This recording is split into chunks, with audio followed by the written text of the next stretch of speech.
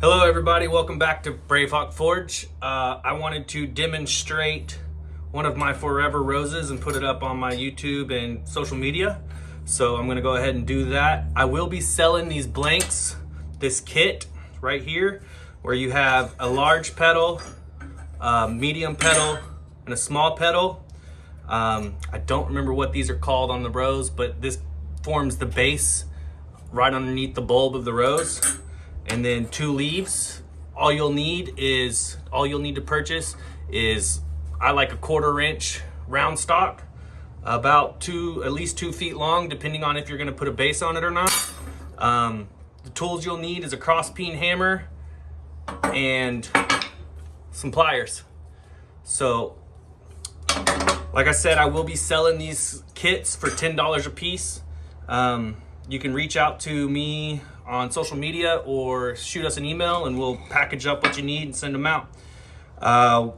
So essentially I've just cleaned up all the plasma cutting slag off of it.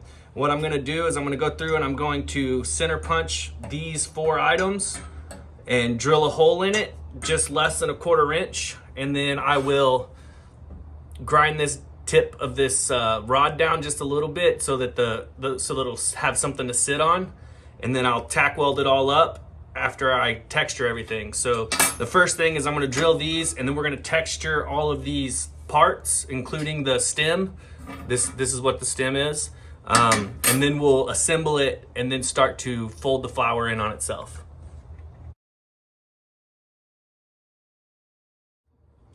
All right, so you can see that I have my holes drilled. The center line, making them perfectly center is not crucially important, because we're gonna bend and do all this. So now what I'm gonna do is I'm gonna use the cross peen portion of my hammer and I'm gonna go along on my anvil and just kind of texture each flower. I'm not gonna texture this because it's so thin already. This is all 14 gauge steel. I actually ordered 16 gauge, but they gave me the wrong stuff, but it'll work just as good and it'll be nice and thick. However, I'm gonna texture all of my flower petals and then I'm gonna texture these leaves. These are the 2 leaves you get with it for the stem. I'll texture them and then I'll use a chisel to cut in leaf lines or vein lines in the leaves. So stay tuned, keep on watching, and I hope you enjoy. Oh, I'm also going to texture my stem and I'll use the flat part of my hammer to do that, or my rounding hammer.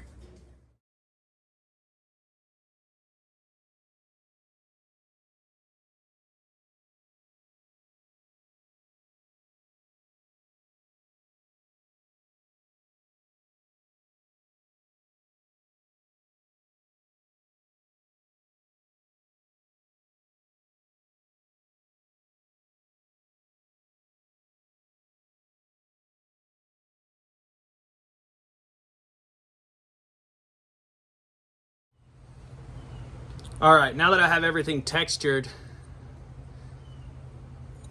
I'm gonna go ahead and cut my vein lines into these leaves, and the flowers are ready to go. All I gotta do is twist them up. You can see that on the biggest flower, I textured both sides of it. It's kind of hard to tell in the light. I textured both sides of it, and on the inner two petals, I only did the outside edge on both sides of the middle one, because you'll be able to see that one, and only on the outside of the smallest one, because all of these are going to be rolled up on each other, so you won't be able to see them anyways. And then the stem, I just kind of textured it up. It's kind of hard to see. You can't really see it, but you'll see it in the finished product. Textured it up with little flat spots like a rose stem has. So now I'm going to cut my vein lines in my flower. In my leaves.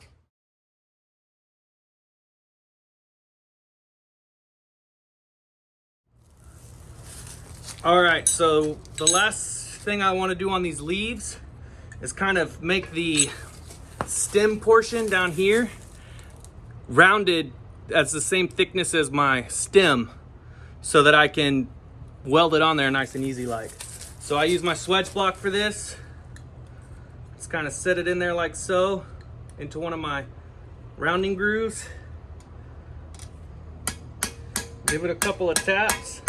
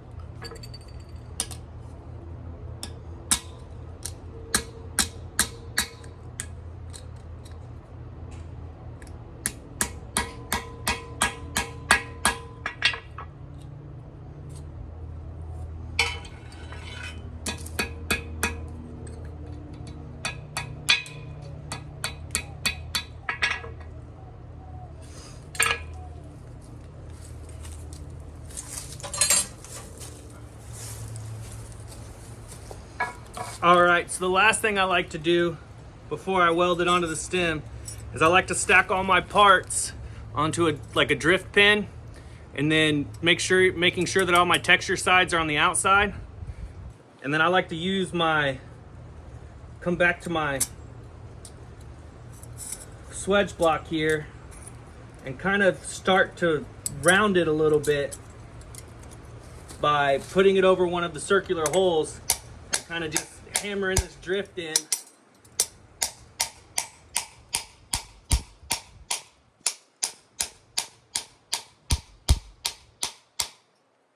And as you can see, it kind of starts to make it into a conular shape. And you can go with a bigger one. This just makes it easier when it comes time to fold them up.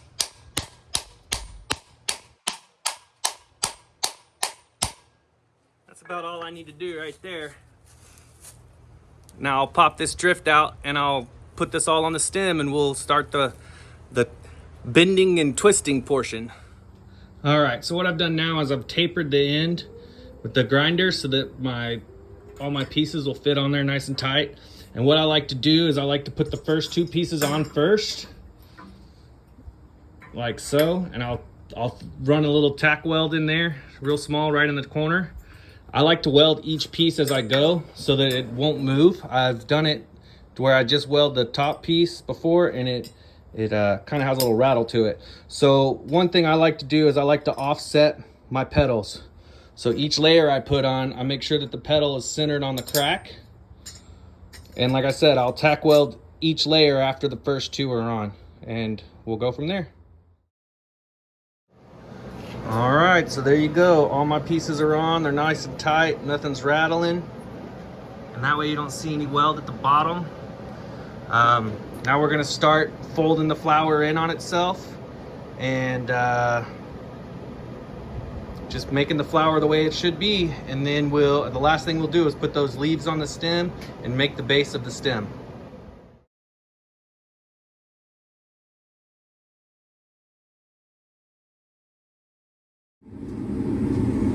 Alright, so now I'm going to go ahead and start twisting up my petals. Now, I use my forge just because I don't want to use up all my heat. I'm sorry, all my gas in my oxyacetylene tank. You just take the first petal and you want to get nice and tight on it. So I like to bend it up and then fold it in on itself. My pliers are going to work with me.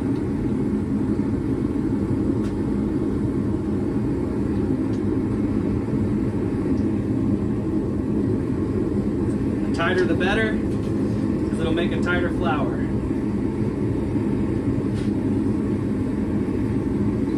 Sometimes 2 sets of channel locks is key.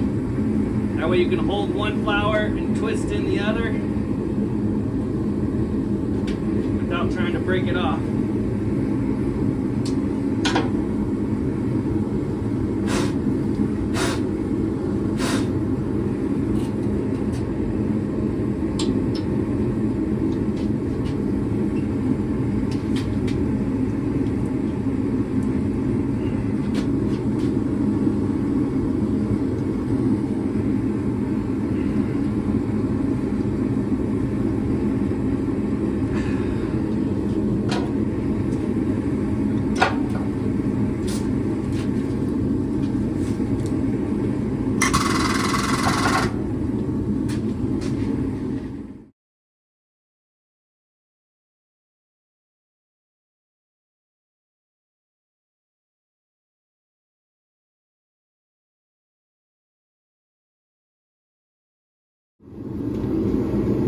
All right, so you can see that I have the first row of petals done.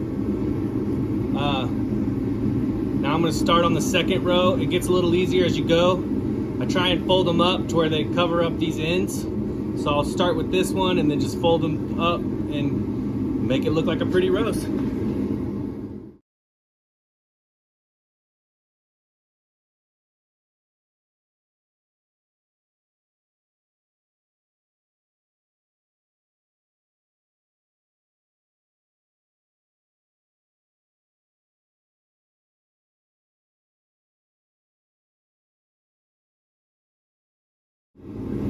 All right, so I have the second set of petals done. The last set is a little bit easier sometimes. It really depends on how good of a grip you got on it. It helps to have 2 sets of channel locks for this part.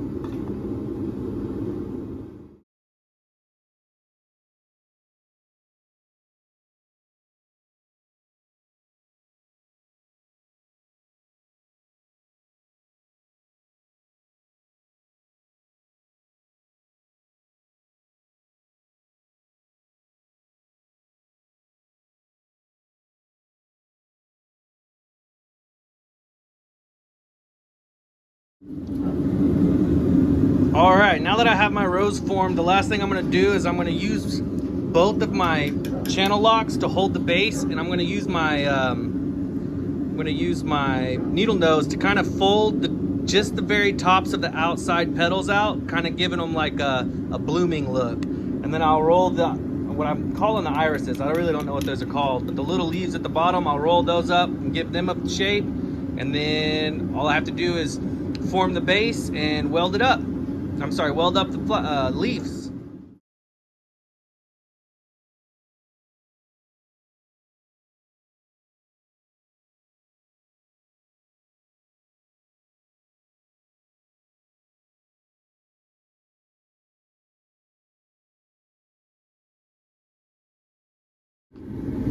All right, so I have the rose done. I'm gonna go ahead and just brush it a little bit and then quench it in the water.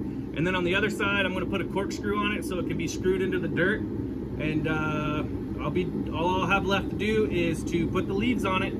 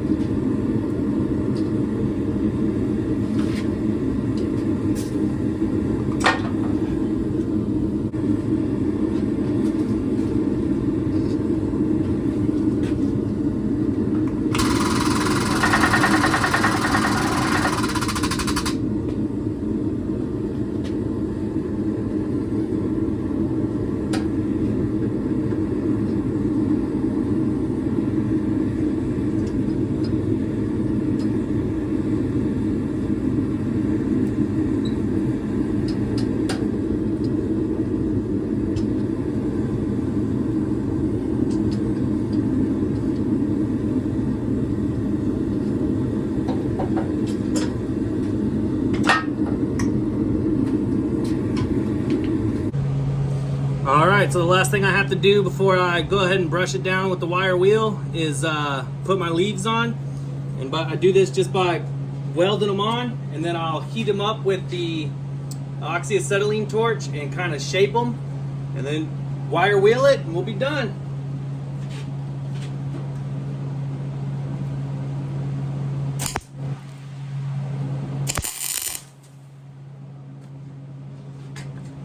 Sorry about that, folks. My phone died right in the middle of me welding this up. So I've got them welded on. Now I'm just gonna go and kind of hammer around where I welded, trying to clean it up and make it look natural, I guess you'd say. And then the last thing I'm gonna do is use my oxyacetylene torch and fold these leaves down and make them look kind of like leaves. And then I'll wire brush it and we'll be done. All right, all I have left is to fold these leaves up and kind of shape them the way I want them.